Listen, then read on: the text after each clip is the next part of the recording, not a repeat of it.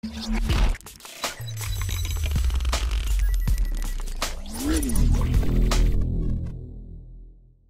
United States launched nearly 6 cruise missiles at a Syrian airfield early Friday in response to a chemical weapons attack that killed dozens of civilians, the first direct assault on the Damascus government since the beginning of that country's bloody civil war in 2011.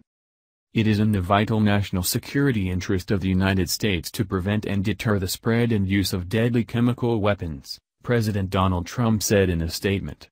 Tonight I call on all civilized nations to join us in seeking to end the slaughter and bloodshed in Syria, and also to end terrorism of all kinds and all types. 59 Tomahawk missiles targeted an airbase at Syria, located outside Homs. The missiles targeted the base's airstrips, hangars, control tower and ammunition areas, officials said. Pentagon spokesman Captain Jeff Davis said initial indications were that the strike had severely damaged or destroyed Syrian aircraft and support infrastructure and equipment, reducing the Syrian government's ability to deliver chemical weapons. There was no immediate word about any casualties. Trump said the base was used as the staging point for Tuesday's chemical weapons attack on rebel-held territory, which killed as many as 72 civilians, including women and children. Assad choked out the lives of helpless men, women and children, Trump said from Mar-a-Lago, Florida. Even beautiful babies were cruelly murdered in this very barbaric attack. No child of God should ever suffer such horror. National Security Advisor H.R. McMaster said the strike should cause a big shift in Assad's calculus. Obviously the regime maintains a certain capability to commit mass murder with chemical weapons beyond this airfield, McMaster said. But it was aimed at this airfield because we could trace that attack back to this facility. It was not a small strike. The U.S. missiles hit at 8:45 p.m. Eastern Time, 3:45 a.m. Friday morning in Syria. Syrian state TV called the attack an aggression that led to losses. U.S. military officials said they informed their Russian counterparts of the impending attack in an effort to avoid any accident involving Russian forces. Nevertheless, Russia's deputy UN ambassador Vladimir Safronkov warned that any negative consequences from the strikes would be on the shoulders of those who initiated such a doubtful and tragic enterprise. Davis, the Pentagon spokesman, confirmed that there are Russians at the base, but said they had been warned multiple times to leave. He did not know whether Russian aircraft were at the base when the missiles hit. The U.S. also notified its partner countries in the region prior to launching the strikes. U.S. defense officials tell Fox News that 2 warships based in the eastern Mediterranean, the USS Porter and the USS Ross, have been training for the past 2 days to execute this mission.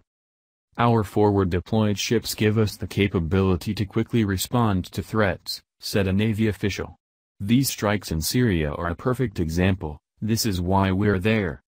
The original plans called for 2 targets, the airbase and a chemical weapons storage facility.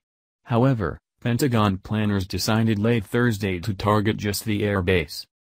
As a candidate, Trump warned against the U.S. getting pulled into the Syrian civil war. But the president earlier in the week appeared moved by the photos of children killed in the chemical attack.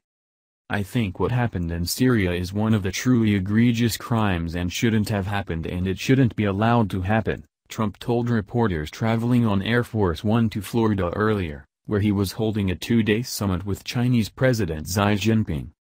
Late Thursday, a U.S. government official told Fox News that the intelligence community has high confidence that the attack was carried out by Syrian government aircraft.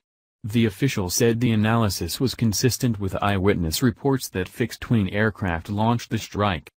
The official described the use of sarin gas in the attack as a watershed. The Assad government had agreed to disband its chemical weapons capability by 2014 under an agreement coordinated with the Obama administration and Russia. Tuesday's attack was considered a breach of that agreement. The Turkish Ministry of Health says the preliminary results show the use of sarin gas.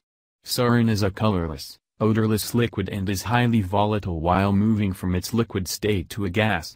Unlike chlorine, which the Assad government has used on a regular basis, Syrian does not dissipate quickly. The victims in Tuesday's attack showed all the hallmarks of a Syrian attack, including twitching, jerking and foaming at the mouth. Trump's decision to attack Syria came 3.5 years after President Barack Obama threatened Assad with military action after an earlier chemical weapons attack killed hundreds outside of Damascus. Obama had declared the use of such weapons a red line. At the time, several American ships in the Mediterranean were poised to launch missiles, only for Obama to abruptly pull back after key U.S. ally Britain and the U.S. Congress balked at his plan. He opted instead for the Russian-backed plan that was supposed to remove and eliminate Syria's chemical weapons stockpiles. The world learned of the chemical attack earlier in the week in footage that showed people dying in the streets and bodies of children stacked in piles. The U.S. show of force in Syria raises legal questions. It's unclear what authority Trump is relying on to attack another government. When Obama intervened in Libya in 2011, he used a UN Security Council mandate and NATO's overall leadership of the mission to argue that he had legal authority, arguments that many Republicans opposed. Trump can't rely on either justification here. Unclear also is whether Trump is adopting any broader effort to combat Assad. Under Obama, the United States largely pulled back from its support for so-called moderate rebels when Russia's military intervention in September 2015 led them to suffer a series of battlefield defeats. Instead, Obama sought to work with Russia on a negotiated transition. Trump and his top aides had acknowledged in recent days the reality of Assad being in power, saying his ouster was no longer a priority. But the chemical weapons attack seemed to spur a rethink. In Florida on Thursday, Secretary of State Rex Tillerson said of Assad, "There's no role for him to govern the Syrian people.